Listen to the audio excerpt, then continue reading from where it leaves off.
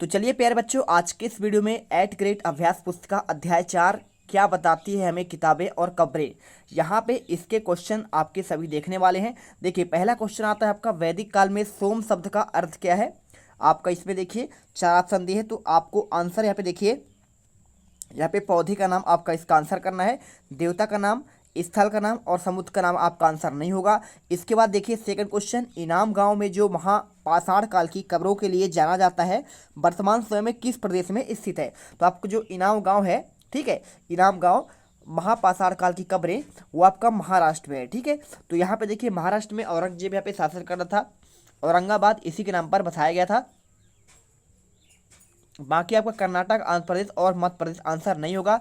इसके बाद देखिए आपका क्वेश्चन आपका नेक्स्ट आता है, सबसे प्राचीन वेद कौन सा है तथा इसकी रचना लगभग कितने वर्ष पूर्व हुई थी। तो देखिए सबसे आपका जो प्राचीन वेद है ना, ऋग्वेद है, और जिसकी रचना लगभग जो है 3500 साल पहले हुई थी। इसके बाद क्वेश्चन देखिए चौथा, सूक्ति, सूक्त किसे कहते हैं, क्या आशय है। तो ऋग्वेद में लिखी गई प्रार्थनाओं को सूक्त कहते हैं, जिसका अर्थ है अच्छी तरह से बोला गया। ठीक है, इसके बाद क्वेश्चन देखिए आपका आता है पांचवा, ऋग्वेद की पांडुलिपियां लेखन हेतु किस वृक्ष की छाल का उपयोग किया गया है। तो आपका देखिए यहाँ पे भोज वृक्ष की छाल का। ठीक है, चलिए इसके बाद आपका नेक्स्ट क्वेश्चन आता है, क्वेश्चन नंबर आपका यहाँ पे देखिए छठा नंबर, दास या दस्यु किसे कहते हैं, किसे कहा गया है। तो दस्यु वे लोग थे जो यह नहीं करते थे, देखिए यज्ञ नहीं करते थे और शायद दूसरी भाषा बोलते थे। बाद में समय में दास शब्द का मतलब गुलाम आपका हो गया है। ठीक है, इस समय पर गुलाम या दास कहलाता है, लेकिन उस जमाने दस्यु जो था वो लोग थे जो यज्ञ नहीं करते थे। क्वेश्चन देखिए सातवां, ऋग्वेद की प्रार्थनाओं में किन किन नदियों का उल्लेख है।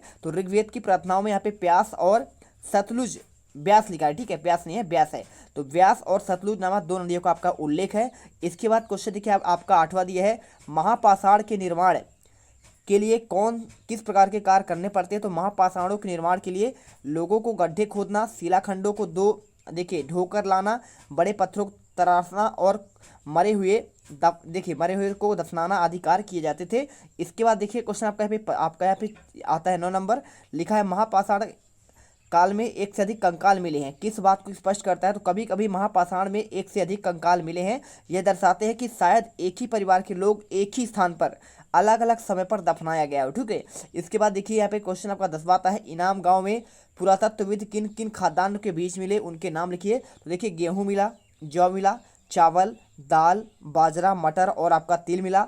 इसके बाद क्वेश्चन देखिए आपका 11वां, लोगों की सामाजिक स्थिति की असमानताओं किस प्रकार थी। तो लोगों की सामाजिक स्थिति का असमानता का पता कंकाल के साथ पाई गई चीज़ों से लगता है। कुछ कंकालों के साथ सोन चांदी की चीज़ें भी मिली, कुछ कंकालों के साथ यहाँ पे मिट्टी के आपके बर्तन भी मिले। और इसके बाद देखिए क्वेश्चन आपका आता है यहाँ पे 12वां, युद्ध में जीते गए धन का बंटवारा किस प्रकार किया जाता था। युद्ध में जीते गए धन का कुछ भाग सरदार रख लेते थे तथा कुछ हिस्सा पुरोहितों को दिया जाता था और शेष धन आम लोगों को बांट दिया जाता था। कुछ धन यहाँ पे यज्ञ करने के लिए भी आपका प्रयुक्त होता था। ठीक है, तो यज्ञ होता था, पुरोहित को भी दिया जाता था, सरदार भी रखता था। इसके बाद देखिए आपका 5वां पाठ आता है, इसको आपको नेक्स्ट वीडियो में बताएंगे।